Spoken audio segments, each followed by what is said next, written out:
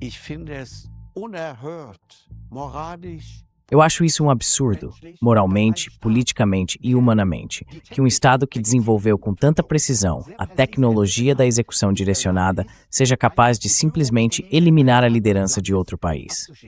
Se o Irã realmente sair vitorioso no fim, isso seria um golpe forte, inimaginável contra o poder dos Estados Unidos. E seria também um passo importante para acelerar a formação de uma ordem mundial multipolar. Herausbildung der multipolaren Weltordnung.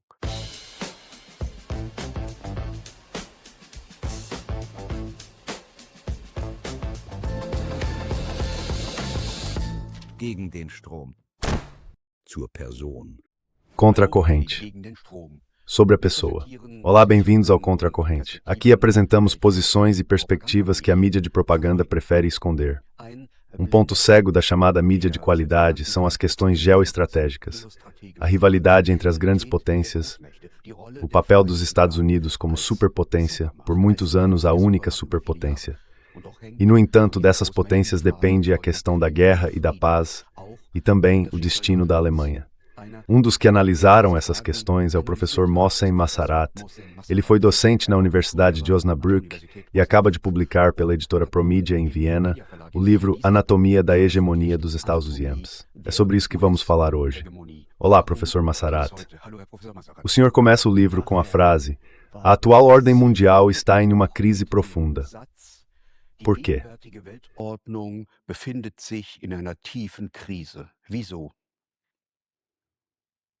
Weil die Vereinigten Porque os Estados Unidos estão perdendo, pouco a pouco, a hegemonia que mantiveram nos últimos 30, 40 anos com o surgimento de um rival muito importante, um rival econômico, que é a República Popular da China. Por isso também surgiu nos Estados Unidos uma situação que para nós é difícil de entender. Uma situação que acabou levando alguém como Donald Trump à presidência. E agora ele olha para o mundo e reage às mudanças de um jeito bastante nervoso.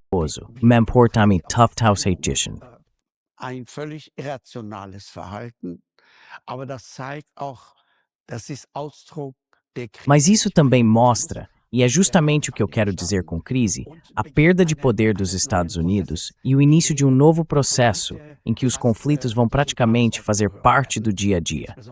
A gente vê isso, em especial, na guerra com o Irã. Esse é um acontecimento que tem muito a ver com a crise mundial e principalmente com a crise da potência hegemônica, os Estados Unidos. Podemos falar disso com mais detalhes depois.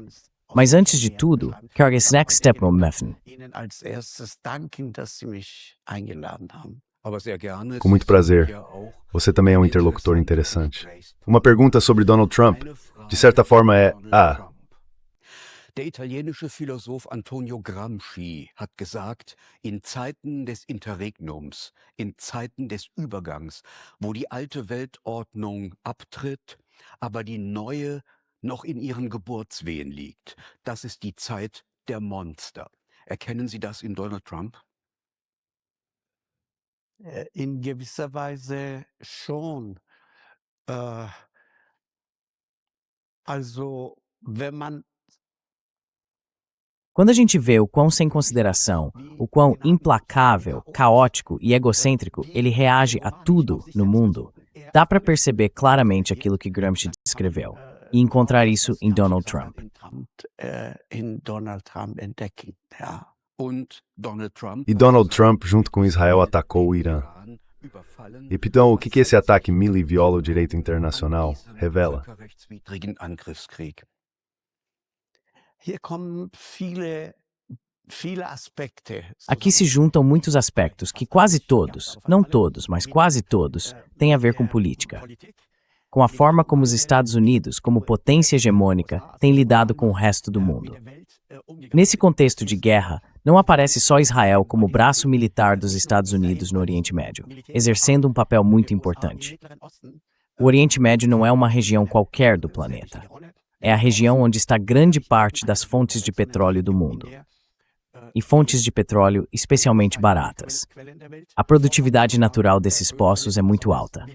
Os próprios Estados Unidos também têm muito petróleo, mas os custos de produção lá são bem mais altos.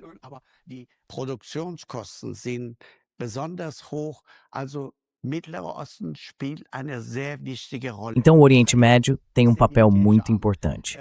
E Israel acabou se tornando o braço militar dos Estados Unidos.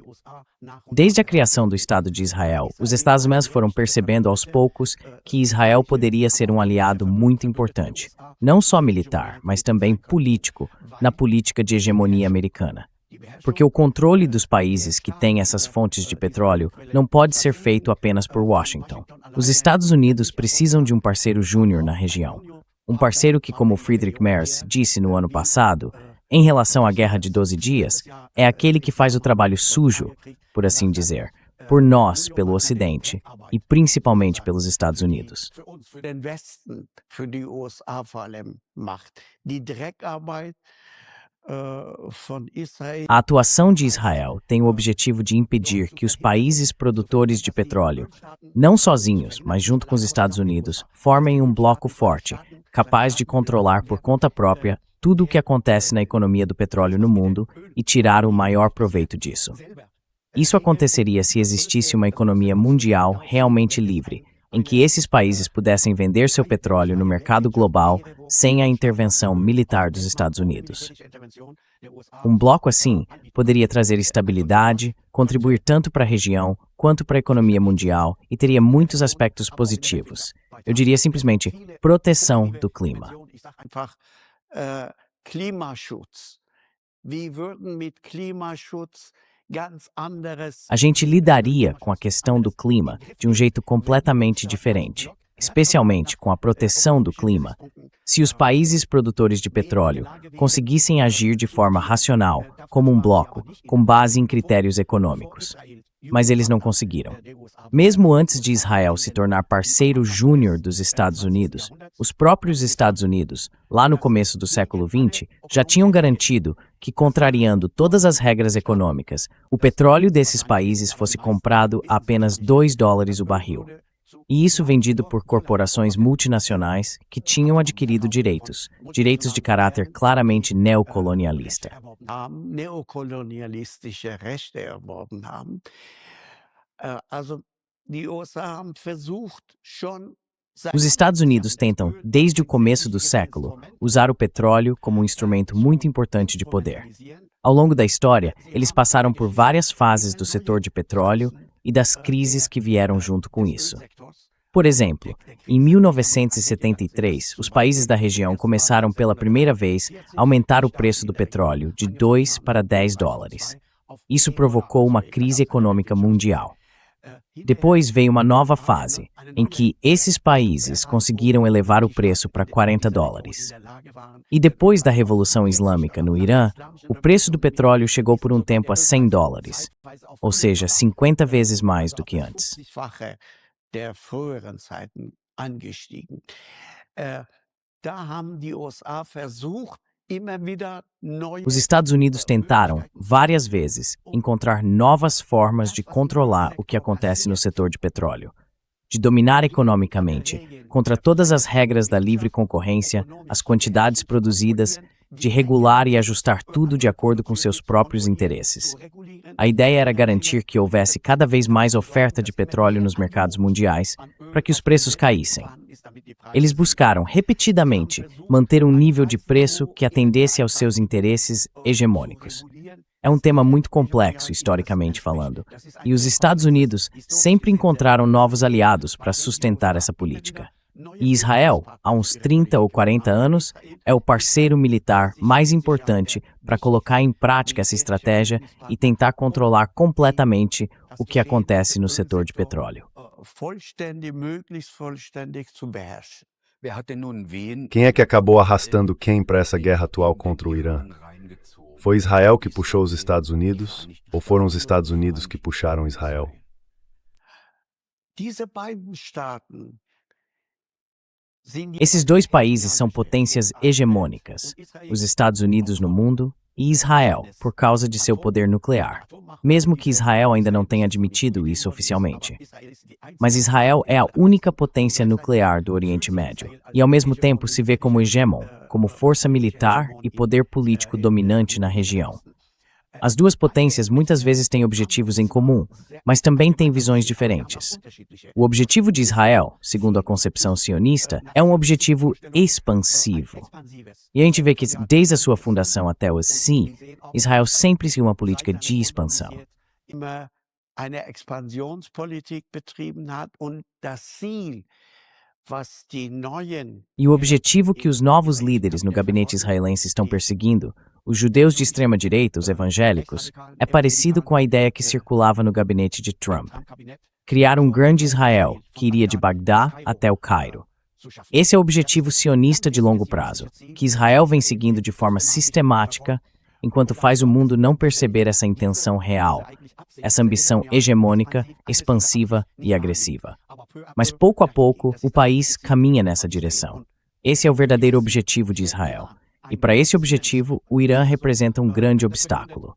É isso que explica as ideias e os desejos de Israel em relação ao Irã. Ou seja, enfraquecer o Irã ao máximo, fragmentar o país em várias regiões, cada uma destinada a diferentes povos que vivem lá. sind im Iran zu zerschlagen. Also aus dem Nationalstaat Iran. Ou seja, transformar o Estado Nacional do Irã em algo parecido com o que aconteceu com a Iugoslávia, dividir em vários pequenos estados, impotentes diante de Israel. Esse é o objetivo de Israel. Os Estados Unidos querem que o Irã, dentro da lógica da política deles de controlar completamente a economia do setor de petróleo, se submeta totalmente ao poder hegemônico americano. Esse é o objetivo dos Estados Unidos em relação ao Irã. Todos os países do Golfo Pérsico acabaram, aos poucos, se submetendo a esse desejo dos Estados Unidos. Dá para dizer que os estados do Golfo, se não são colônias, são neocolônias, países que cooperam com os Estados Unidos sob condições neocolonialistas. O Irã, por outro lado, sempre tentou se manter fora desse processo, tentou se distanciar disso. Schon immer herausgehalten, versucht herauszuhalten. 1953 Em 1953, houve um golpe contra Mossadegh. Porque Mossadegh, que na época era o chefe de governo democraticamente eleito, o primeiro-ministro eleito de forma democrática no Irã, talvez até em todo o Oriente Próximo e Médio, foi o primeiro a nacionalizar a indústria do petróleo iraniano. Isso significava trazer o setor do petróleo para dentro do controle do país e submeter esses interesses às prioridades nacionais, e não mais às visões neocolonialistas dos Estados Unidos sobre produção e regulação de preços. Depois desse golpe, o Irã viveu 25 anos sob um regime pró-Ocidente. Esse regime, liderado pelo Shah Reza Pahlavi, se alinhou completamente aos interesses dos Estados Unidos, tornou-se totalmente dependente e acabou sendo um estado muito parecido com a Arábia Saudita. ähnliche Staat wie Saudi-Arabien, heute natürlich mit einer Reihe von Differenzen. Hoje, claro, com várias diferenças, mas na relação com os Estados Unidos, o Irã funciona de forma parecida com a Arábia Saudita. Depois da Revolução Islâmica, o Irã se afastou dessas relações neocolonialistas que os Estados Unidos mantinham com o país e desde então passou a ser visto como um fator de perturbação. Desde então, existe uma guerra fria, às vezes também quente. Uma guerra fria feita por meio de sanções sistemáticas. O Irã é o país mais fortemente e mais intensamente sancionado do mundo. Talvez mais do que a Rússia, talvez menos, isso dá para discutir, mas é um país extremamente sancionado. E as sanções servem para isso, no fim das contas, para que acabe acontecendo uma guerra. Quando as sanções não trazem o resultado desejado, vem a guerra. Dann gibt es Krieg. Und dieser Krieg und E essa guerra, e sim, essa sensação de estar sendo atacado, a gente tem isso desde 2001, 2003, repetidas vezes. George W. Bush ameaçou o Irã com guerra o tempo todo. E desde então, houve muitos conflitos nesse contexto. O Irã está, por assim dizer, como o último da lista.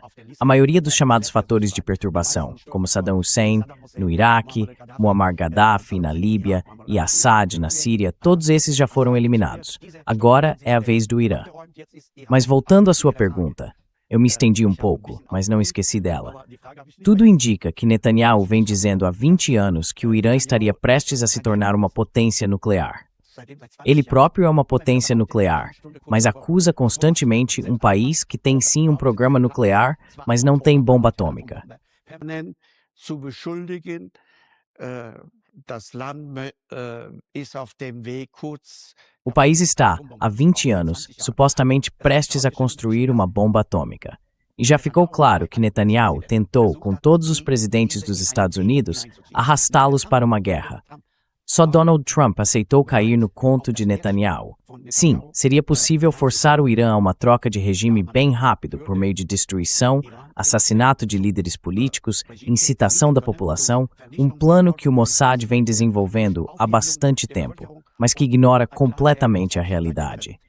E tudo isso baseado em histórias, digamos assim, que talvez parecessem racionais dentro do gabinete israelense, mas que eram totalmente irreais.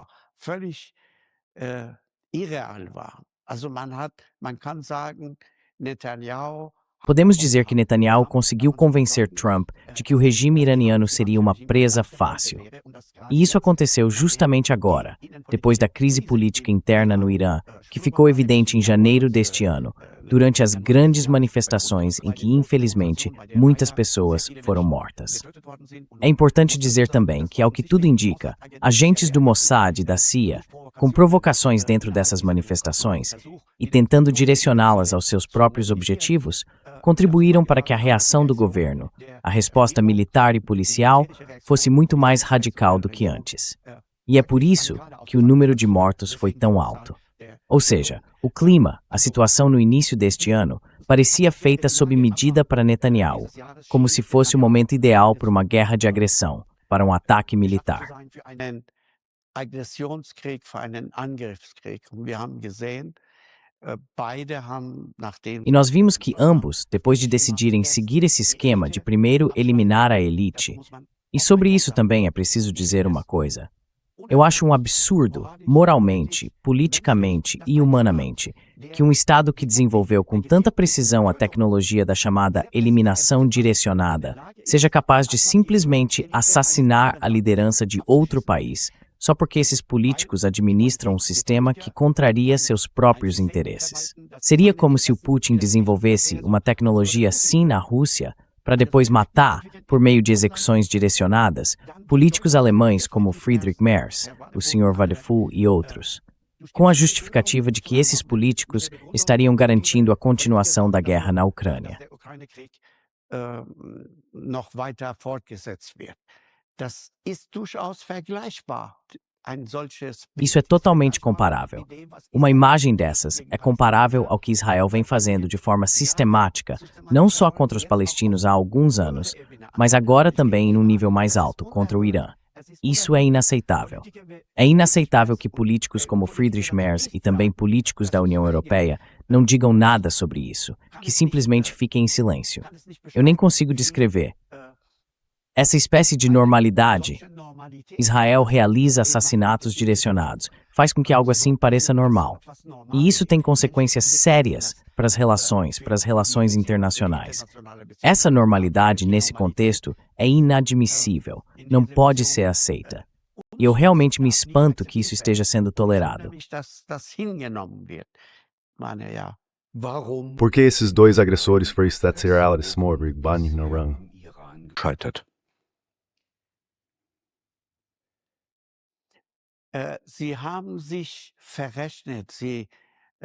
Eles se enganaram nos cálculos. Trump achou que o Irã era mais ou menos comparável à Venezuela. Ele teve sucesso na Venezuela. Prendeu uma pessoa que era a liderança e conseguiu fazer com que a nova geração da elite venezuelana aceitasse levar em conta os interesses dos Estados Unidos. Isso tem a ver com o mesmo interesse no setor de petróleo. Mas deixaram de perceber que o Irã tem uma história completamente diferente, que o Irã é um estado com uma cultura própria, uma civilização com mais de 2000 anos. O país passou por muitas guerras, por guerras mundiais, pelos mongóis. Primeiro Alexandre invadiu o Irã, depois vieram os mongóis, depois os árabes. E apesar de tudo isso, o Irã se firmou como uma nação com sua própria cultura e sua própria língua, e sobreviveu. Durchgesetzt und überlebt. Dahinter steckt ein Por trás disso, existe um tipo de capital, digamos assim, um capital de resistência. Dá para ver isso claramente no fato de que justamente agora o apoio ao governo aumentou, até entre pessoas como eu que criticam o governo islâmico durante a guerra. Hoje, cerca de 29 milhões de pessoas, principalmente homens, estão dispostos a participar da guerra, a defender o Irã. Tudo isso mostra algo que não se vê, mas que existe, uma coesão entre o governo e o povo no Irã. Isso foi completamente ignorado. Acreditou-se que por causa da política equivocada da República Islâmica em relação à própria população, seria possível explorar a divisão do país e derrubar o governo. Na minha opinião, esse é o principal motivo do erro de avaliação de ambos os lados.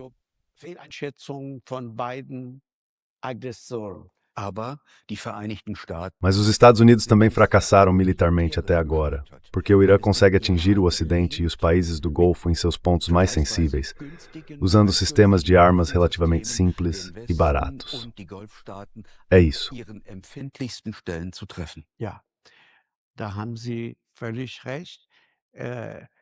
O senhor tem toda a razão. O Irã sabe, e os políticos, a mídia, os cientistas e os intelectuais iranianos sabem, já faz uns 20 anos, que um grande conflito contra o Irã viria, seja só pelos Estados Unidos, seja pelos Estados Unidos junto com Israel. Isso era sabido. Por isso, e isso me surpreendeu pessoalmente, os guardas revolucionários que há pouco tempo foram colocados na lista de organizações terroristas pelo Parlamento Europeu, ou seja, um exército forte, nascido da Revolução, foram incluídos nessa lista. Isso faz parte dos erros de avaliação da política ocidental, cometer enganos desse tipo. Mas enfim, só para mencionar. Os guardas revolucionários, ao que tudo indica, encontraram conselheiros muito inteligentes. Eles cresceram durante a guerra de 8 anos entre Irã e Iraque e aprenderam muito em termos militares. E também conquistaram uma base econômica muito sólida.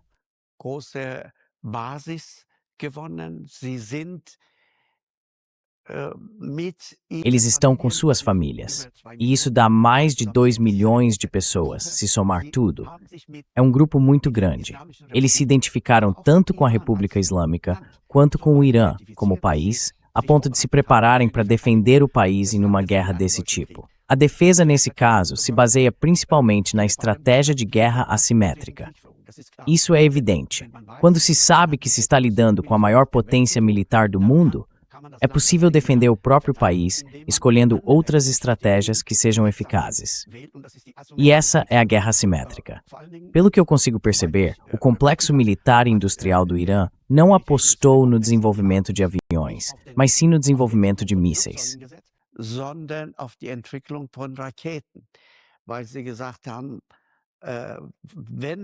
Porque eles disseram que se fosse possível conquistar uma vantagem tecnológica, isso deveria acontecer nessa área, e não na área da aviação. Então escolheram um caminho alternativo, e isso muito provavelmente foi o fator decisivo. Com os mísseis muito precisos de diferentes alcances, espalhados e escondidos em vários pontos do país, debaixo da terra, conseguiram mantê-los protegidos. E agora, mesmo depois de 5 semanas de guerra, cerca de 60 a 70% da capacidade ainda parece estar intacta. Eles são menos vulneráveis do que o outro lado. O outro lado depende de porta-aviões, de grandes aviões e talvez em breve de tropas terrestres. Tudo isso é visível. E esse poder visível pode ser atacado por um poder invisível e eficaz que, pelo menos até agora, impôs aos Estados Unidos uma derrota militar clara.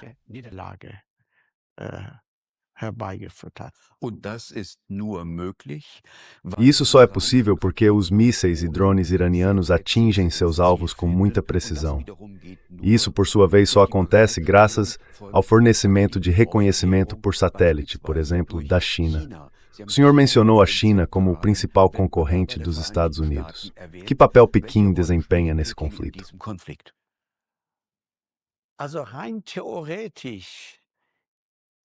Teoricamente, dá para dizer que isso está no interesse da nova ordem mundial, na qual a República Popular da China vai ter um papel importante se o Irã sair vencedor dessa guerra contra os Estados Unidos. Se os Estados Unidos forem expulsos militarmente do Oriente Médio, se o setor de petróleo e os países da região seguirem outro caminho, principalmente se unirem e tentarem, com uma segurança comum no Golfo Pérsico, desenvolver uma estratégia própria e conjunta, isso vai contra os interesses de Israel e dos Estados Unidos. Israel und USA widerspricht. Wenn dieser Prozess stattfindet, Se esse processo acontecer, isso vai ter um impacto enorme em várias outras áreas, que eu também analisei em detalhe no livro, principalmente o papel do dólar, do petrodólar. O petrodólar tem uma função especial para os Estados Unidos, para o complexo militar industrial, para o financiamento da indústria de armamentos e das guerras americanas, de centenas de guerras dos Estados Unidos. O petrodólar é fundamental para que os Estados Unidos não precisem financiar essas guerras cooperativas, mas sim é o estímulo que sempre themaviscam e verbsprenger fall. die Welt sich finanzieren lassen. Also der Petrodollar bedeutet, Então, o petrodólar significa que o petróleo e o gás são negociados principalmente em dólares. Por isso, o mundo todo precisa de dólares para comprar petróleo e gás. Isso quer dizer que os Estados Unidos podem imprimir dólares sem limite, exportar a própria inflação, se endividar indefinidamente e, com isso, financiar o seu complexo militar. É isso mesmo? Militärkomplex finanzieren. Ist das richtig? So ist es. Sie haben es sehr richtig beschrieben. Exatamente, você descreveu isso muito bem. O mecanismo por trás disso é o endividamento, a emissão de títulos do Tesouro Americano pelo Federal Reserve. O Federal Reserve cria esses títulos, vende para o resto do mundo com rendimentos relativamente altos. O mundo compra esses petrodólares e o capital de vários países acaba fluindo para os Estados Unidos como poder de compra. E com esse capital extra entrando no país, sem que precisem fazer nada, os Estados Unidos conseguem financiar guerras, a indústria de armamentos e o orçamento americano, sem precisar cobrar impostos específicos para a defesa ou para a guerra. Isso é muito importante. O apoio dos americanos a toda essa política de agressão e militarização do governo tem a ver com o fato de que eles não são economicamente afetados por ela. Hat damit zu tun, dass sie ökonomisch nicht belastet werden. Die Regierung finanzieren alle diese Kriege. Os governos financiam todas essas guerras com endividamento, com dinheiro que vem do mundo todo. Por isso, os Estados Unidos são o único país com maior nível de dívida e continuam se endividando sem limites por causa das guerras. 40 trilhões, ou 40 mil bilhões de dólares, é algo inimaginável. E isso continua crescendo. Os Estados Unidos podem continuar se endividando e financiando guerras. E tudo isso se baseia no fato de que os países produtores de petróleo, quase todos eles, se submeteram a essa regra de negociar o petróleo em dólar. Só o Irã não. O Irã, pelo menos desde a Revolução Islâmica, não se curvou a essa imposição. O país tenta, e por causa das sanções é até obrigado, vender petróleo para a China e fazer as transações em yuan. Und das in Yuan abzurechnen. Alle anderen Staaten haben sich diesem Diktat. Todos os outros países se curvaram a esse ditado. Dá para ver que o dólar, o petrodólar e as relações neocoloniais com os países produtores de petróleo estão todos interligados. O Irã cometeu, por assim dizer, o maior pecado, se manter fora desse processo e agir contra ele. É isso que estamos vendo aqui. Você perguntou sobre o papel da China. É do interesse da República Popular da China que o Irã, no fim das contas, saia vitorioso. Isso seria um golpe forte, inimaginável, contra o poder dos Estados Unidos. E seria também um passo essencial, rumo à aceleração da formação de uma ordem mundial multipolar. Pequim. Der multipolaren Weltordnung. Peking bezieht Öl aus dem Iran. Der Iran Compra petróleo do Irã. O Irã vende uma parte significativa do seu petróleo para a China. A China, por sua vez, recebe cerca de 20% do seu petróleo do Irã. Ao mesmo tempo, o Irã é um ponto central do projeto da nova Rota da Seda em direção ao Ocidente. Será que Pequim pode se dar ao luxo de deixar o Irã de lado? kann es sich Peking leisten, den Iran fallen zu lassen. Rational glaube ich nicht. Racionalmente, eu não acho. Pequim vem seguindo, de forma bem sistemática, uma política de aproximação com o Irã. E existe sim uma relação política bastante próxima entre os grupos mais voltados para valores, ou como também se diz, os principialistas, dentro do sistema iraniano. Ali Khamenei, o líder supremo desse sistema, sempre foi um defensor dessa relação estreita com a China. Mas o problema é que a base da sociedade e da economia iraniana está voltada para outro lado, voltada para o Ocidente. E é aí que está o dilema. Essa é também a fraqueza do Irã, porque existem dois campos dentro do país que não falam com uma só voz.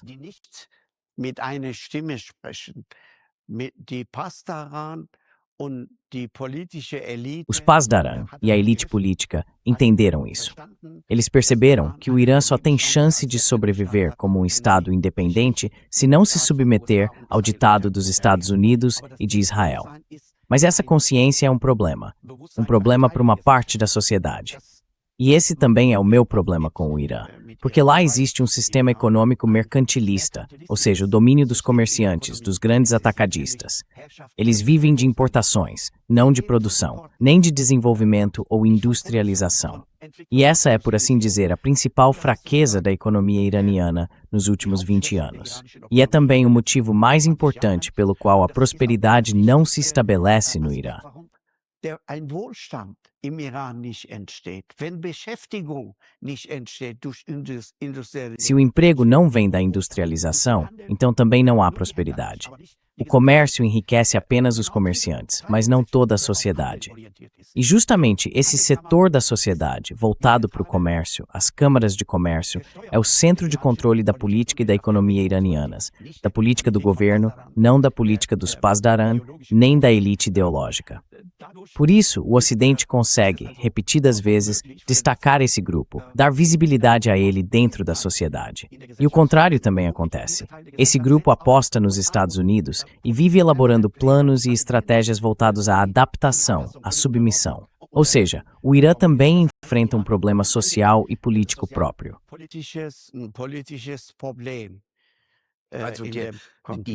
Então a estratégia do hegemon, ou seja, dos Estados Unidos, para subjugar outros países, só funciona se eles encontrarem aliados locais dentro desses países. É assim que é.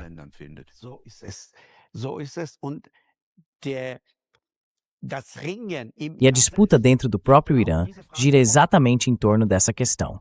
Se os mercantilistas, que eu chamo de grandes comerciantes, porque tentam usar o poder do governo islâmico em benefício próprio, vão prevalecer. Eu chamo isso de um sistema mercantilista. Esses mercantilistas estão tentando enfraquecer a relação com a China. Há 10 anos, a China assinou com o Irã um acordo quadro. Nenhum artigo desse acordo foi colocado em prática até hoje, principalmente a construção das ferrovias leste-oeste e norte-sul, que fazem parte da chamada Rota da Seda. Esse corredor que você mencionou precisa ganhar vida. Isso quer dizer que é preciso investir em estradas e, acima de tudo, ampliar a malha ferroviária.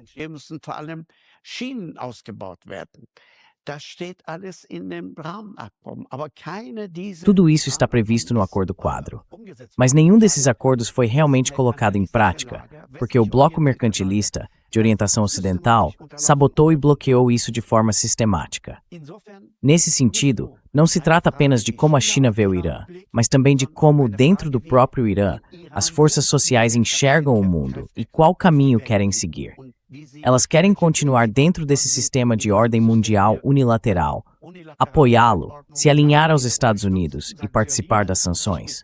Ou querem seguir em direção a uma nova ordem mundial, em que não exista uma potência hegemônica, mas sim grandes potências que construam relações cooperativas entre si, sem buscar uma posição dominante, nem militar, nem financeira? Das ist ein Aspekt, auf den US-Präsident Donald Trump auf seinem Kanal Truth Social hingewiesen hat. Er hat gesagt, wir führen die Blockade, die Seeblockade fort. Der Iran ist politisch gespalten. Wir gucken mal, was passiert.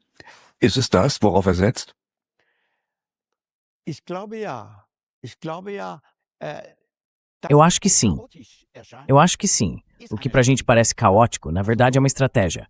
A gente costuma dizer, o Trump é errático, o Trump é irracional, e isso é verdade. Mas o Trump não é os Estados Unidos. O chamado Estado profundo americano existe, está ativo. O Trump quer dominar completamente esse Estado profundo. Há uma disputa aí que a gente não percebe tão facilmente.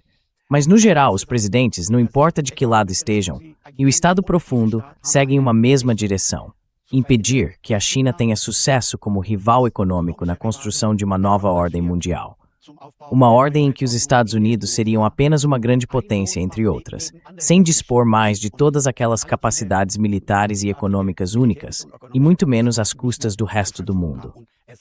O sistema americano, não quer isso. Will das System, das US-System nicht. Da sind alle sich einig. Trump Todos concordam que o Trump tem o seu próprio jeito de agir. Ele tenta, por exemplo, no caso da guerra contra o Irã, criar insegurança, confusão, ameaçar. Isso é típico dele. O Trump negocia só com base em ameaças. Ou seja, ele desenvolveu uma nova estratégia para a região, diferente da forma como os Estados Unidos costumavam governar. Antes, os governos americanos negociavam em meio a conflitos, sim. Negociavam de forma direcionada, mas ele faz isso com uma estratégia arriscada, que pode levá-lo a tomar medidas, e é isso que me preocupa. Medidas que ele vem sugerindo nas suas ameaças, como no caso do uso de armas nucleares. Ele insinua isso repetidamente, e eu acho que em algum momento pode acabar se sentindo obrigado a agir, só para manter a palavra. Até agora, ele ainda não colocou nenhuma dessas ameaças em prática. seine derartige Drohung nicht wahrgemacht. Aber wer weiß? Mas quem sabe? Trump disse: eu vou bombardear o Irã de volta à Idade da Pedra, para onde ele pertence. Eu vou destruir uma civilização. Essa é a linguagem do fascismo.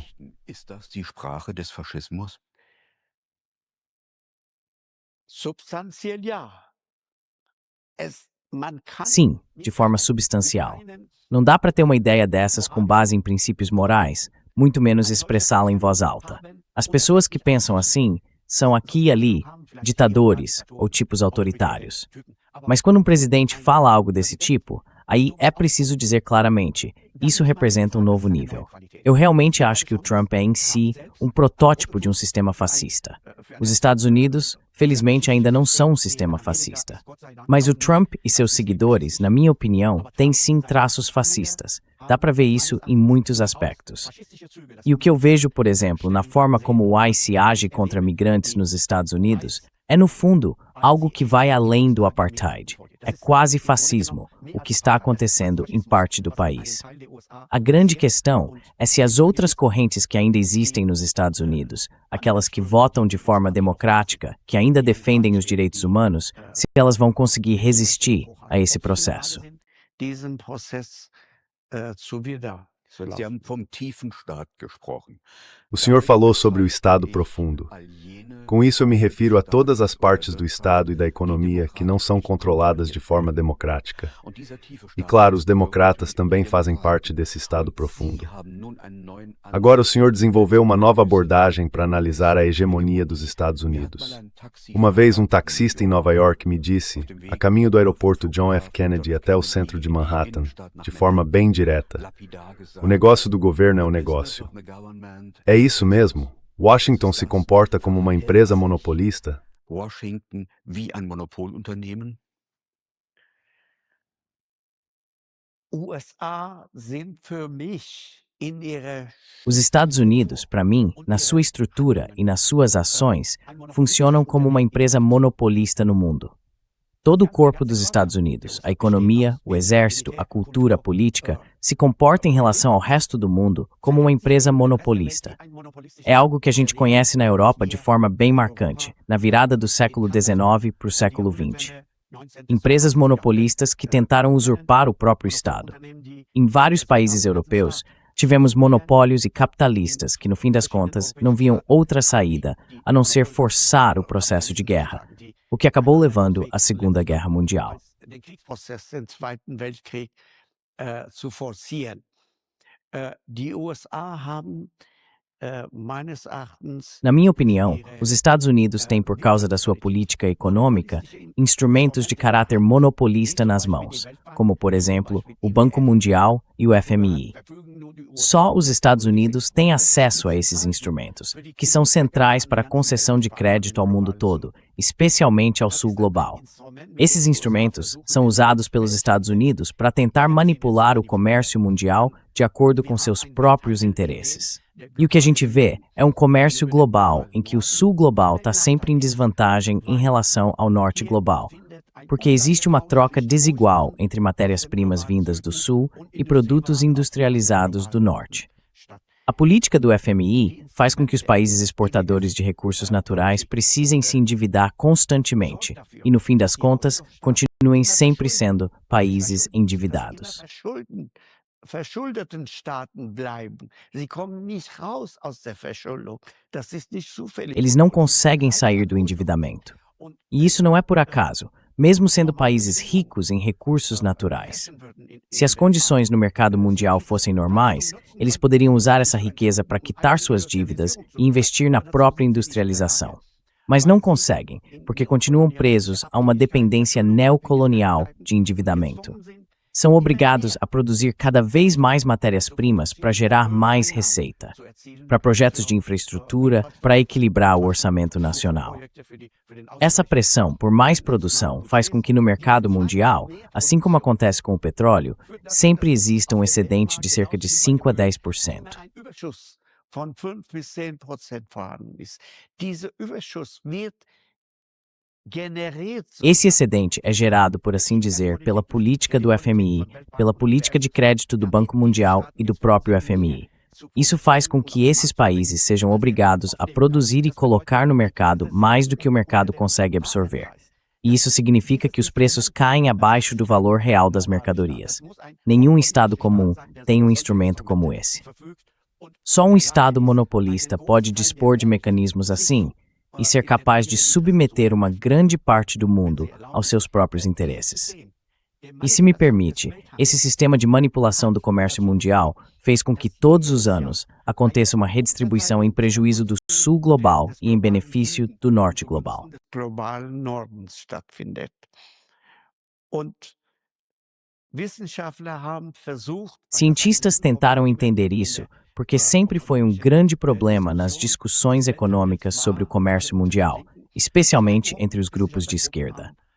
Duas equipes de pesquisa tentaram calcular o tamanho dessa redistribuição, que acontece por causa da queda dos preços das matérias-primas, ou, como eu chamo, preços de dumping.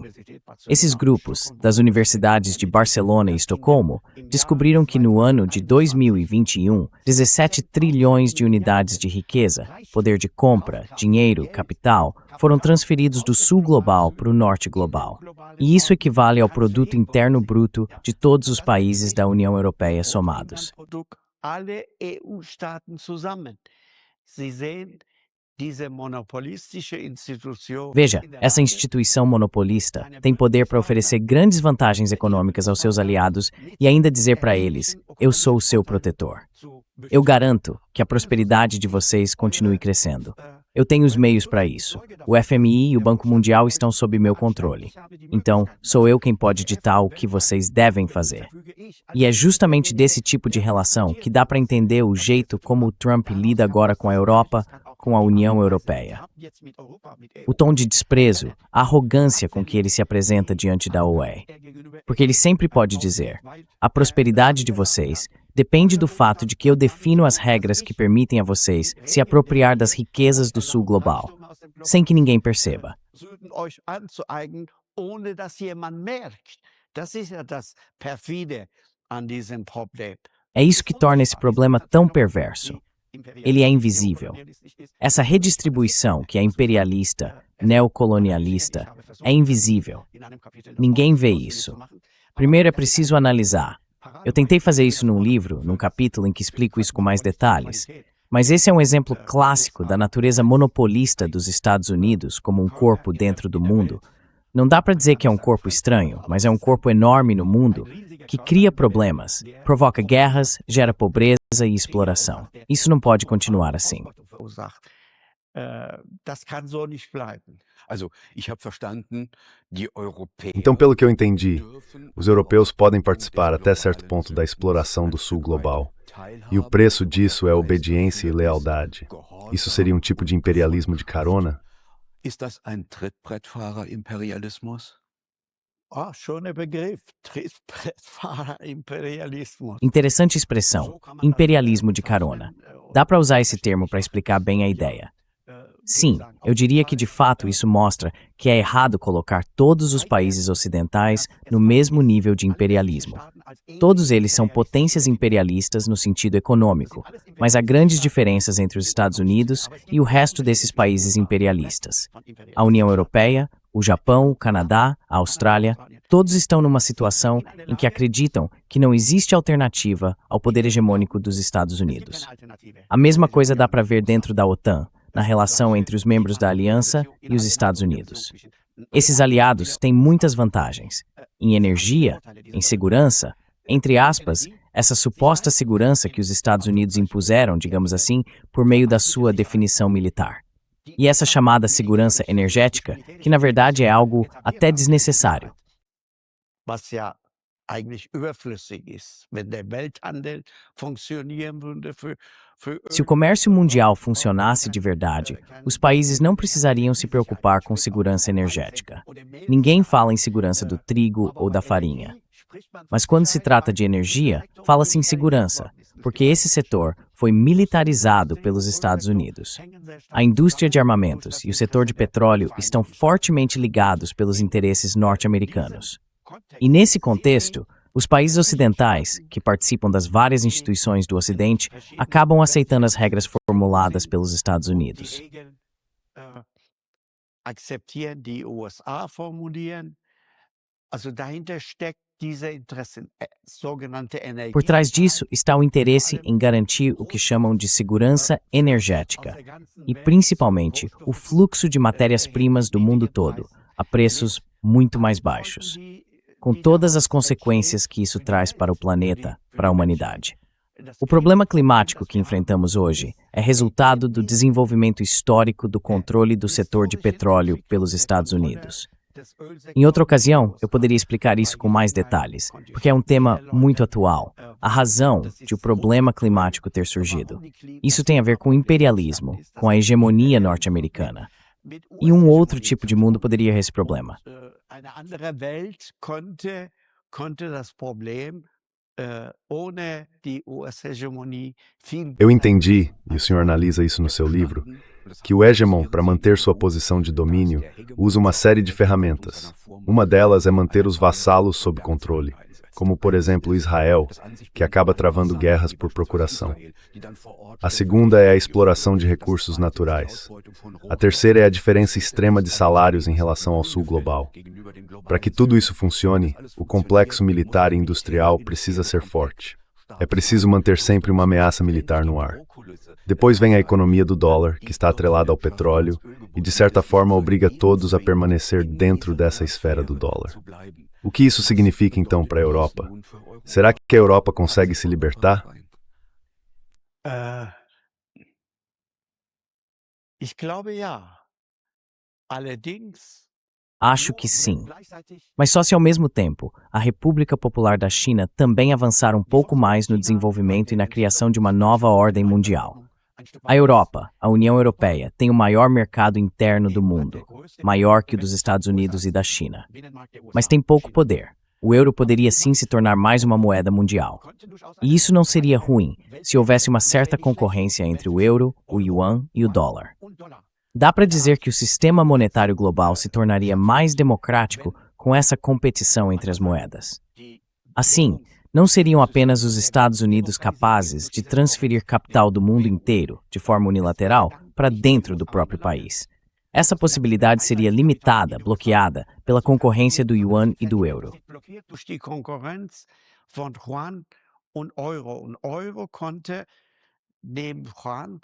E o euro poderia ter um papel muito importante ao lado do yuan.